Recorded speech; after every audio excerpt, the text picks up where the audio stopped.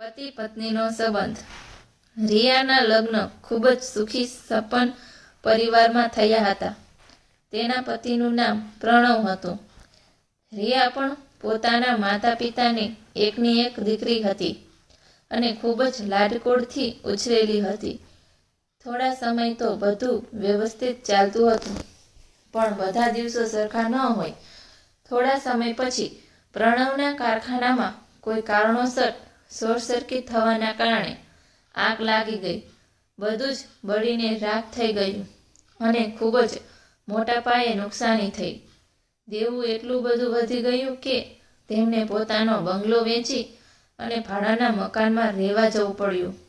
રિયાના સાસુ હવે રિયાને મેરા ટોળા મારતા હતા.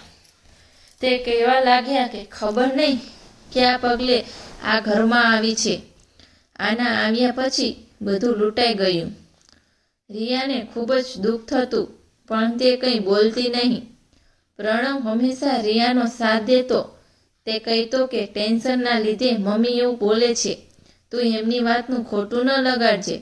હું હંમેશા તારી સાથે જ છું. લાડકોશથી ઉછરેલી પોતાની દીકરીને આવી રીતે દુઃખી જોઈને રિયાના માતા પિતાનો જીવ ખૂબ જ કચવાયો. રિયા એક વખત પોતાના પિયર ગઈ ત્યારે તેની મમ્મીને રિયાને કહ્યું કે હજી કંઈ મોડું નથી થયું. આવી રીતના દુઃખના દિવસો પસાર કરવાની જરૂર નથી. તું પ્રણવથી છૂટાછેડા લઈ લે અને બીજી જગ્યાએ તારા લગ્ન કરાવી દઈશું. આ સાંભળી રિયાએ કહ્યું કે ના મમ્મી, હું દુઃખના દિવસોમાં પ્રણવનો સાથ નહીં છોડું. પ્રણવ અને રિયા બંને ખૂબ જ મહેનત કરવા લાગ્યા. રિયાએ ઘરેથી ટિફિન બનાવીને બધાને પહોંચાડવાનું શરૂ કર્યું. ધીમે ધીમે તેની ટિફિન સર્વિસ ખૂબ જ સારી ચાલવા લાગી. પ્રણવ પર ખૂબ જ મહેનત કરતો. ધીમે ધીમે એમની આર્થિક સ્થિતિમાં સુધારો થતો ગયો.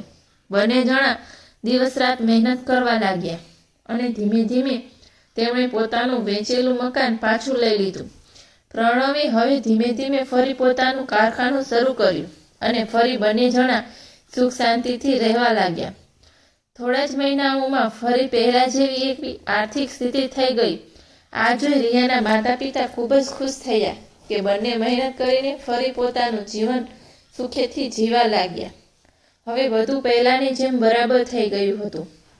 પ્રણવે હવે એક નાની ગાડી પણ ખરીદી લીધી. રિયાના સાસુ પણ હવે તેની સાથે વ્યવસ્થિત રહેવા લાગ્યા. એક દિવસ પ્રણવ અને રિયા બંને ગાડીમાં ફરવા જઈ રહ્યા હતા ત્યારે અચાનક તેમની કારનું એક્સિડન્ટ થઈ ગયું. બંનેને ખૂબ જ લાગ્યું હતું. બંનેને હોસ્પિટલમાં દાખલ કર્યા. એક દિવસ પછી પ્રણવ જ્યારે ભાનમાં આવ્યો ત્યારે તેણે ડૉક્ટરને પૂછ્યું કે રિયા બરાબર છે ને? ડૉક્ટરે જવાબ આપ્યો કે હા, રિયા તો બરાબર છે, પણ તેના બંને પગ કાપવા પડ્યા. પ્રણવને એમ થયું કે કંઈ વાંધો નહીં, મારી રિયા બચી તો ગઈ ને. તેણે ભગવાનનો આભાર માન્યો. બંનેને હોસ્પિટલમાંથી રજા મળી પછી બંને ઘરે આવ્યા. રિયા વ્હીલચેર પર હતી અને ખૂબ જ દુઃખી હતી. તેને મનમાં થયું કે હવે હું પ્રણવ ઉપર બોજ બની ગઈ. હું કંઈ કામ નહીં કરી શકું. તેની દુઃખી જોઈને પ્રણવ તેને હિંમત આપતો. પ્રણવ હવે પહેલા કરતાં પણ વધારે રિયાનું ધ્યાન રાખવા લાગ્યો. તે કારખાને પણ જતો અને ઘરે આવીને ઘરકામમાં પણ મદદ કરતો. રિયાથી થઈ શકે તેટલું જ તે કરતી, પણ પોતે અપંગ છે અને કંઈ કામની નથી એવું હંમેશા તેને મનમાં થયા કરતું. એક દિવસ મોડી રાત્રે રિયાએ પોતાની સાસુને પ્રણવ સાથે વાત કરતા સાંભળ્યા. તેઓ પ્રણવને કહી રહ્યા હતા કે રિયા અપંગ છે, તે ઘટપણમાં મારી કે તારી કંઈ સેવા કરી શકવાની નથી અને બાળક થશે તો બાળકને પણ બરાબર સાચવી નહીં શકે. એટલા માટે તું તેને છૂટાછેડા આપી દે અને બીજા લગ્ન કરી લે. આ સાંભળી રિયાને મનમાં એક ડર બેસી ગયો. તેને થયું કે પ્રણવ તેને છોડી દેશે તો તેનું શું થશે? પણ પ્રણવે એની મમ્મીને જે જવાબ આપ્યો તે સાંભળી રિયાને થોડી શાંતિ થઈ. પ્રણવે પોતાની મમ્મીને કહ્યું કે આપણે જ્યારે આર્થિક રીતે ભીસમાં આવી ગયા હતા ત્યારે ગરીબીમાં રિયાએ મારો સાથ ન છોડ્યો અને મને પૂરેપૂરો સહકાર આપ્યો, અને અત્યારે જ્યારે રિયાને મારી સૌથી વધારે જરૂર છે ત્યારે હું એને મૂકી દઉં? મારાથી આ નહીં થાય. રિયા મારી પત્ની છે અને બંને એક જ છીએ. હું સપનામાં પણ રિયાને છોડીને બીજા લગ્ન કરવા વિશે નહીં વિચારી શકું. એટલે ફરીવાર મારી સામે આવી વાત ન કરતા. રિયાએ મનમાં ભગવાનનો ખૂબ જ આભાર માન્યો કે જીવનસાથી તરીકે તેને પ્રણવ મળ્યો. મિત્રો, કહેવાય છે કે પત્નીની સાચી પરખ પત્નીની ગરીબાઈમાં અને પતિની સાચી પરખ પત્નીની માંદગીમાં થાય છે.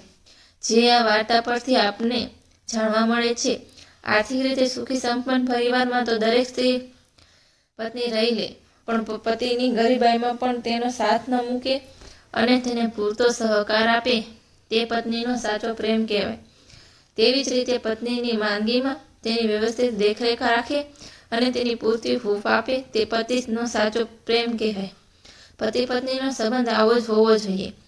ગમે તેવી ખરાબ પરિસ્થિતિમાં પણ એકબીજાનો સાથ છોડે નહીં, એને જ સાચો પ્રેમ કહેવાય. મિત્રો, આજની આ વાર્તા ગમી હોય તો લાઈક અને શેર જરૂરથી કરજો અને આવી જ અવનવી વાર્તા સાંભળવા માટે